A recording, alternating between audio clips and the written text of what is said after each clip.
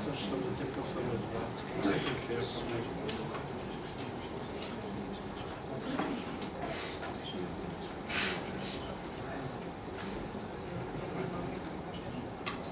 Como quiser. Não tem ideia, as coisas vinham correr, depois a seguir. Sim. Se quiser fazer, pode continuar. É só por si. É assim escondido. Volta escondido.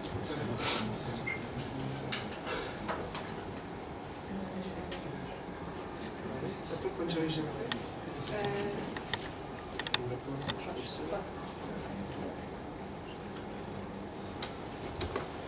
It's supposed to be 70 degrees today. It's freezing here.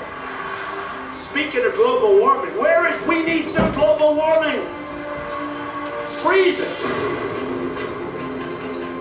The most criticized scene in the movie An Inconvenient Truth was showing that the combination of sea level rise and storm surge would flood the 9/11 memorial site. And people said, what a terrible exaggeration. Hurricane Sandy slammed into New York City last night, flooding the World Trade Center site. Storms get stronger and more destructive. Watch the water splash off the city. This is global warming. I just get so scared. Sorry.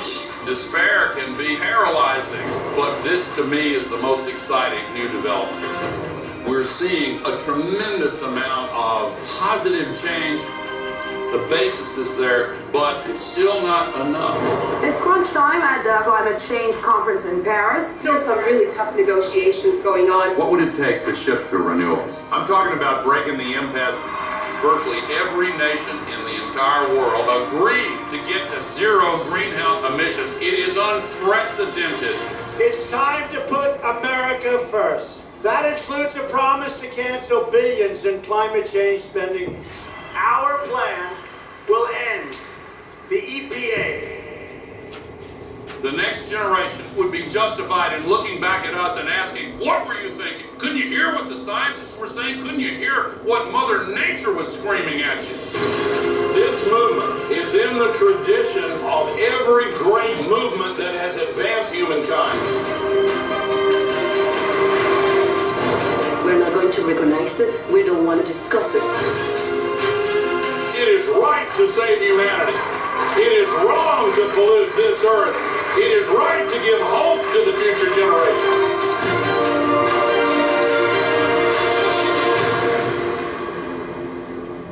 Don't let anybody tell you that we're going to get on rocket ships and live on Mars.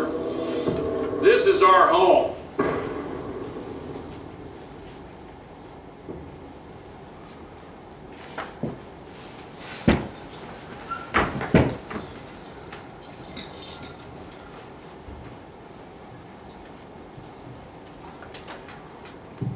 Boa tarde a todos, bem-vindos a mais uma sessão de Ponto de Encontro. Hoje temos o prazer de ter connosco o Carlos Fulgêncio, que é o primeiro embaixador deste movimento em Portugal. Vamos chamar outra coisa. Há sempre uma primeira vez. E eu não, sem mais delongas, vou dar a palavra ao nosso orador. Eu peço que as perguntas fiquem para o fim e no final faremos um debate. Bem, muito boa tarde, quase boa noite a todas e a todos. Tem que ser aqui, pois, ou então aqui, disseram-me, não sei como é que é, porque vamos lá, a logística, sempre estes pormenores iniciais. Porque eu não fico aqui preso, não é? Não, isso já se vai. Senão eu falo para aqui, só que vou ficar aqui preso e não, a minha ideia não é estar acho que a apresentação é bem mais interessante do que...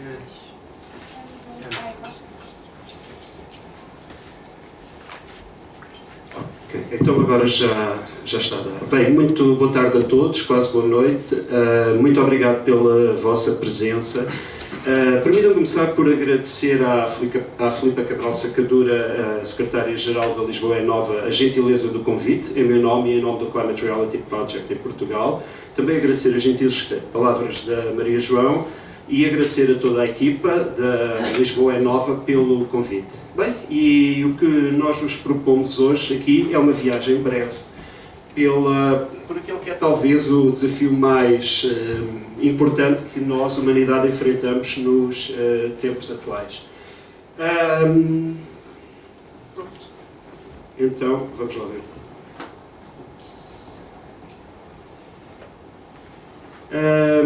Não sei se conhecem esta fotografia, muitos de vós provavelmente já tiveram a oportunidade de a ver. É um clássico com já mais de 4 décadas, daqui a pouco 50 anos. Esta fotografia chama-se Earthrise e foi feita no decurso das missões Apollo. Foi tirada mesmo por um astronauta que se chamava William Anders. Ele ia com o piloto a sobrevoar a órbita da Lua, como podem ver, e com esta fotografia nós conseguimos ver o nascer da Terra ao longe e perceber a nossa finitude, a forma como estamos limitados, como estamos sozinhos no espaço, porque a única coisa que nós temos aqui à nossa volta é mesmo esta Lua, esta pequena Lua que aqui está à frente, e depois o espaço é um elemento extraordinariamente hostil, e portanto a nossa única base de vida é de facto o planeta Terra. E esta foto é muito marcante porque esta foto marca precisamente o início do movimento ambientalista internacional. Ela foi feita no dia de Natal de 1968 e deu aso ao surgimento de todos os movimentos ambientalistas modernos que tiveram depois na origem da celebração do Dia da Terra, que começou logo em 1970, 2 anos depois, e ao surgimento, por exemplo, nos Estados Unidos, à criação, estamos no tempo da administração Nixon, da EPA, que seria a nossa APA, a Agência de Proteção Ambiental dos Estados Unidos. E cá temos esta outra, chama-se Blue Marble. E se vocês repararem com atenção, por ali, por banda destas latitudes, eu estou ali, não sei se me conseguem ver, mas estou ali. Porque esta fotografia já foi feita uns anos depois, já foi feita em 1972, no decurso da última das missões Apollo, e é a primeira fotografia completa do planeta. Consegue-se ver o círculo perfeito da Terra. E isso eu estava a dizer porque eu nasci em Angola, nasci por ali, por aquelas bandas, portanto, eu estou nesta fotografia e isto realmente dá-nos a perceber a nossa finitude. Esta é a nossa casa comum e temos que cuidar dela porque não temos outro planeta B. Como nós dizemos nos movimentos ambientalistas, não há planeta B. Ora, e cá temos isto, é uma rotação completa da Terra, ao longo de 24 horas, e esta fotografia é extraordinária. Esta é mais recente. Foi feita a partir da Estação Espacial Internacional. E o que é que nós conseguimos perceber aqui? Creio que muitos de vós conseguem identificar as duas camadas inferiores da atmosfera, a troposfera, ali, e é isto, de facto, este escudozinho pequenino, protetor, que garante a vida na Terra. Porque se não fosse este escudo protetor, nós seríamos como qualquer outro planeta do Sistema Solar ou de outros sistemas, onde não seria possível a vida tal como nós a conhecemos na Terra. De facto, o astrónomo Carl Sagan disse uma vez que nós podemos imaginar a atmosfera terrestre como uma pequena camada de verniz que cobre um globo, um daqueles globos de escola que todos nós tivemos na escola primária. A atmosfera é algo tão frágil, tão frágil, tão frágil, que parece como uma camada de verniz que nós colocamos sobre um globo e que muito facilmente estala se nós não tivermos cuidado com ela. Aliás, eu costumo, quando faço apresentações em escolas, costumo dizer à malta mais nova, isto é mesmo vocês terem uma bola de basquetebol e envolvê-la com uma daquelas películas que nós usamos para proteger os alimentos. E depois a seguir vamos driblar. O que é que vai acontecer? Estraga-se. Portanto, temos de ter muito cuidado. Bem, e então como é que funciona isto? Todos sabem, mas isto só para recordar muito brevemente, aquilo que aprendemos, a radiação solar na forma de ondas de luz passa através da atmosfera, não é? E a maioria desta radiação é absorvida pela Terra aquecendo-a. E ainda bem que isto acontece, porque se não acontecesse assim, não seria possível a vida na Terra. Alguma desta energia é irradiada de volta para o espaço, sob a forma de ondas de infravermelho, porém nem toda. Há uma pequena parte que fica retida na atmosfera, e isto graças a um dos gases que compõem a atmosfera, um dos elementos, o vapor d'água, que é cerca de 1% da atmosfera, é que permite esta retenção, e isto faz com que a superfície da Terra consiga manter uma temperatura que tem grandes variâncias, como nós sabemos, mas que permita manter, enfim, permita na prática a vida na Terra. E o que é que se tem passado nos últimos anos? Tem-se passado este cenário pavoroso, que todos nós conhecemos, desde o início da era industrial, com o aumento dos gases com efeito de estufa. O que é que vão provocar? Vão provocar que aquela radiação que devia voltar de volta, não, fica retida, fica presa e vai progressivamente aumentar a temperatura média do planeta. E é isto que tem estado a acontecer nos últimos anos. Se nós repararmos, cá está, ou seja, estamos a reter mais do que aquela radiação que é infravermelha, que seria a suficiente para manter a temperatura que nos permitiria a vida na Terra. E está a haver um excesso, um aumento da temperatura em termos globais. Ora, este ponto não é o meu? Pronto. E então aqui nós temos um slide que nos mostra as maiores fontes de gases com efeito de estufa. São várias, muitas delas com certeza que já ouviram falar. Começamos logo aqui por uma pavorosa, a mineração de carvão, não é? Porque o carvão tem uma grande densidade energética e quando é queimado nas centrais, a carvão para produzir energia, produz imenso CO2, dióxido de carbono, que depois vai-se progressivamente acumulando na atmosfera e vai provocar o quê? Que então que as ondas do infravermelho não regressem de volta para o espaço e aumentar a temperatura média do planeta. Pronto, isto é mineração, sim, e isto acontece muito hoje em dia na América do Norte, nos Estados Unidos e no Canadá. Depois, aquilo que eu referia, queima nas centrais a carvão, processos industriais, a agricultura industrial intensiva, ou seja, a produção de gado para a alimentação humana, que tem crescido muito nos últimos tempos. E aqui também há um outro gás que é emitido, aqui não é tanto o dióxido de carbono, aqui estamos a falar mais do metano, que consegue, tem a característica, eu tenho ali o meu colega Francisco Ferreira, que teve a gentileza de vir cá hoje assistir à apresentação, portanto se eu disser alguma barbaridade, Francisco, faz favor, corrija-nos, está bem? Pronto, estava a falar então da agricultura industrial e do metano, que é também um gás que está muito associado a esta produção agropecuária intensiva. Outros fatores, por exemplo, o transporte rodoviário. No caso de Portugal, é a principal fonte de emissão de gases com efeito de estufa. Os aterros, os incêndios florestais e também, não só os incêndios, enfim, que nós conhecemos de uma forma muito dramática, com muita intensidade em Portugal no verão passado, mas também a desmatação com recurso ao fogo, que acontece em muitas zonas do globo, pensemos na América do Sul, pensemos na Amazónia, que naturalmente produz a emissão de CO2 para a atmosfera. Pronto. A produção de petróleo, sim, a produção de petróleo e a sua queima consequente nas centrais para produzir energia. Transporte aéreo, enfim, discute-se muito a questão do transporte aéreo, até que ponto é uma fonte emissora, que se sabe. Não, eu aqui não estou a dar números sobre que X% deste, X% daquele, porque, enfim, as fontes aqui são um pouco discutíveis, mas o transporte aéreo estima-se que pode ser responsável até 5% das emissões globais de gases com efeito de estufa. As centrais a carvão que eu já referi, depois há aqui um que não é muito conhecido, pelo menos nós não estamos muito habituados a ouvir falar, que é o degelo do permafrost. O que é o permafrost? O permafrost são aquelas camadas de solo gelado que cobrem essencialmente a zona do Ártico, subártico e no hemisfério sul da Antártida, que ocupam cerca de 20 a 25% da superfície imersa do planeta e que, devido ao efeito do aquecimento global, ou seja, o aumento da temperatura média à superfície, faz com que esses solos estejam a descongelar. Ora, esses solos estão congelados há mais de 20 mil anos, desde a última idade do gelo. E o que é que isto está a acontecer? Está a acontecer que esteja a haver libertação de imensos gases que estavam concentrados nestas camadas de solo gelado e que são autênticas bombas, pode-se utilizar esta expressão, que estão a contribuir muito para o aumento global da temperatura, ou seja, para a intensificação do efeito de estufa. E é assim, eu ia-vos, se quiserem, só muito brevemente, mostrar Isto é na Sibéria. Isto é o exemplo de gelo do permafrost.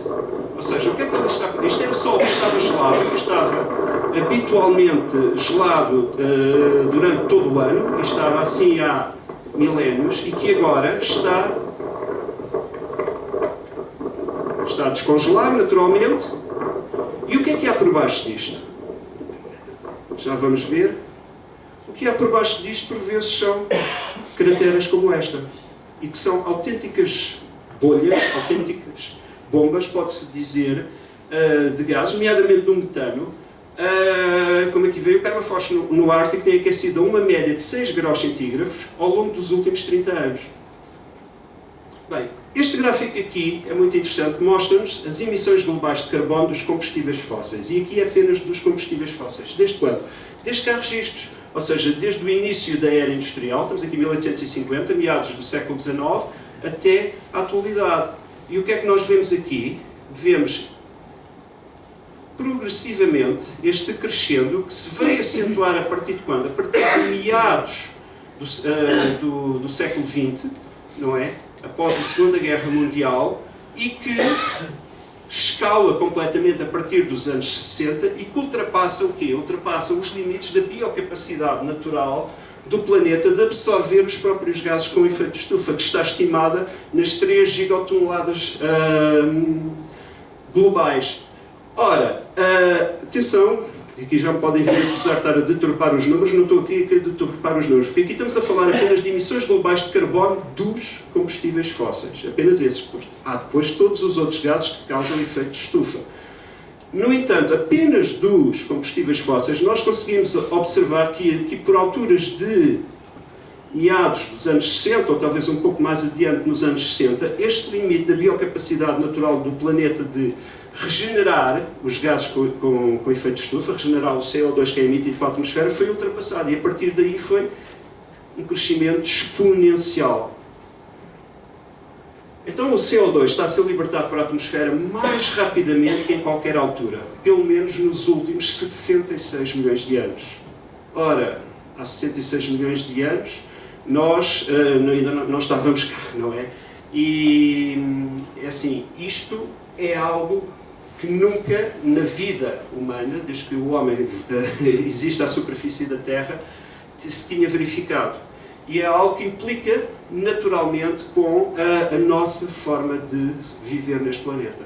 O cientista James Hansen, que é um brilhante académico americano, foi consultor, e é consultor do vice-presidente Al Gore, e é uma das grandes autoridades internacionais nesta matéria, estima que a energia retida pela poluição associada ao aquecimento global, causado por atividades humanas, portanto, causas antropogénicas apenas geradas pelo homem, é equivalente a explodir 400.000 bombas nucleares, como a de Hiroshima, por dia, 365 dias por ano. Repare, 400.000 bombas por dia, todos os dias.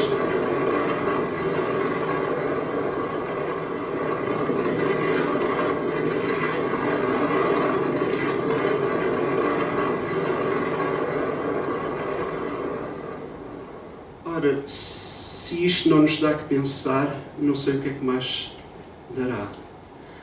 Interessante observarmos a evolução das temperaturas no verão, no hemisfério norte, e o desvio que tem ocorrido nos últimos anos. E reparem, estamos a falar só da segunda metade do século XX até à atualidade, portanto um lapso temporal aqui que é cerca de 60 anos.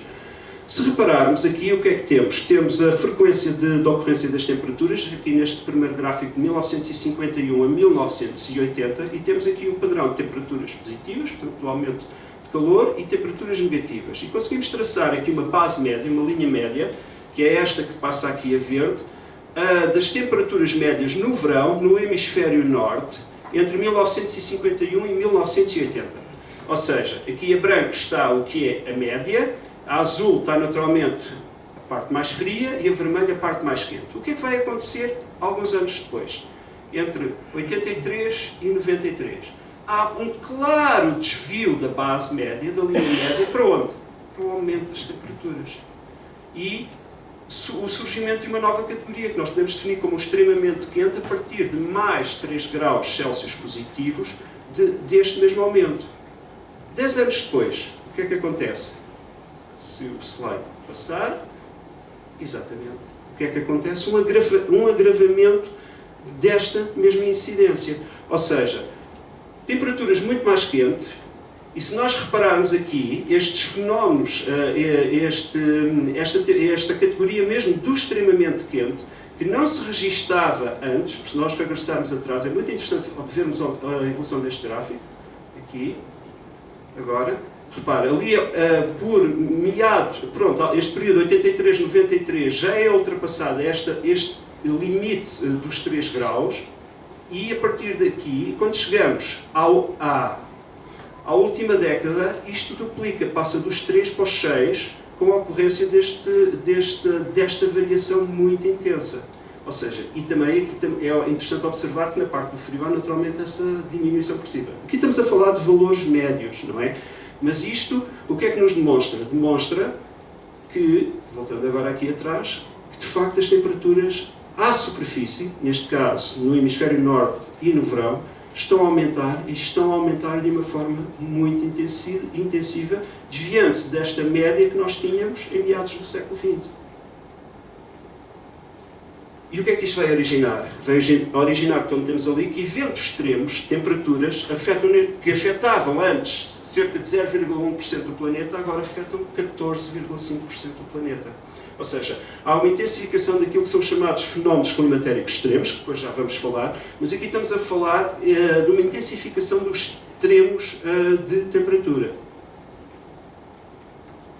E é exatamente isto que esta pequena animação, que este vídeo nos mostra. Reparem, desde registros estimados do século XIX até a atualidade, naturalmente temos aqui o gráfico que nos dá o agravamento. E reparem, o planeta aqueceu todo. Ou seja, isto é um fenómeno global, não é um fenómeno apenas localizado no hemisfério norte, conforme vimos naqueles gráficos da animação anterior. Isto é um fenómeno à escala planetária. Eu vou voltar aqui atrás, voltar a pôr esta animação, espero que... Exatamente. Muito interessante observarmos estas bolhas, como nós as conseguimos ver localizadas, isto a partir dos registros que existem, naturalmente, não é? Os cientistas aqui não inventaram nada, é a partir dos registros que estão disponíveis, em muitos cantos do planeta eles não estão disponíveis, mas desde 1880 a 2016, nós conseguimos perceber nesta escala como a temperatura à superfície aumentou, quanto? Cerca de 2 graus centígrados, em termos médios globais. 16 dos 17 anos mais quentes registados ocorreram desde o ano 2001. Isto desde que há registros, portanto, e os registros são, volto a dizer, desde meados do século XIX, desde do início da era industrial intensiva. E quando é que acontecem os anos mais quentes? Acontecem já praticamente todos, exceto no século XXI. E agora, um desafio. Qual é que destes anos, por acaso só temos aqui até 2016, não está o ano passado, temos que ter depois uma apresentação mais atualizada, mas os dados o que nos mostram agora, qual é que foi o ano mais quente, na vossa opinião? 16. Sim, exatamente, é isso mesmo. O ano mais quente alguma vez registado foi 2016 e continua a ser, ou seja, 2017 por acaso não ultrapassou, em termos globais, o ano 2016, mas continuando neste caminho, continuando neste trilho, é previsível que este registro continue a agravar-se. 2016 foi efetivamente o 40º ano consecutivo com uma temperatura global acima da média do século XX. E é muito interessante observarmos este gráfico que nos mostra a concentração global de dióxido de carbono desde o início da era industrial, que está desde 1850 até 2014. Vamos ver onde é que vai parar aquela linha de crescer.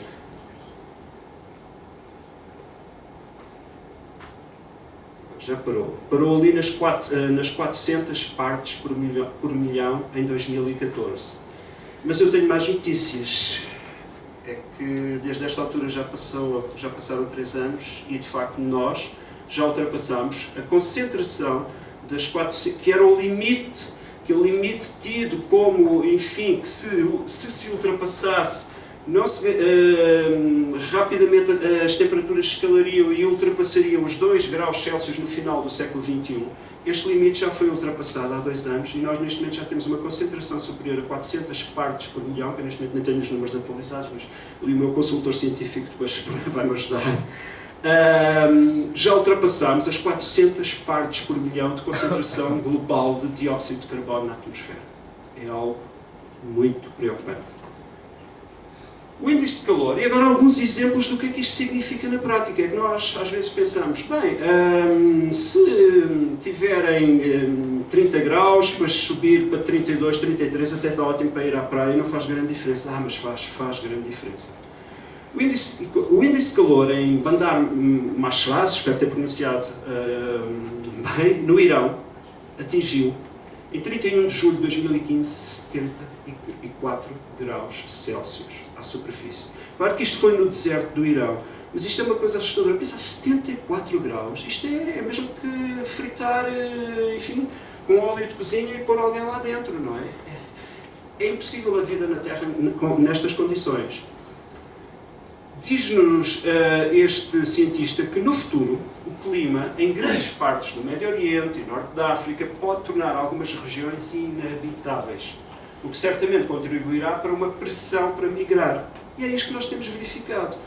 Nós aqui na nossa Fortaleza Europa estamos a ser pressionados por um fluxo migratório constante e habitualmente as razões que nos são apresentadas são guerras, são, enfim, regimes ditatoriais, mas não são apenas isso. São também as alterações climáticas, porque as alterações climáticas foram, em primeiro lugar, uma das razões que conduziu muitos desses países à guerra.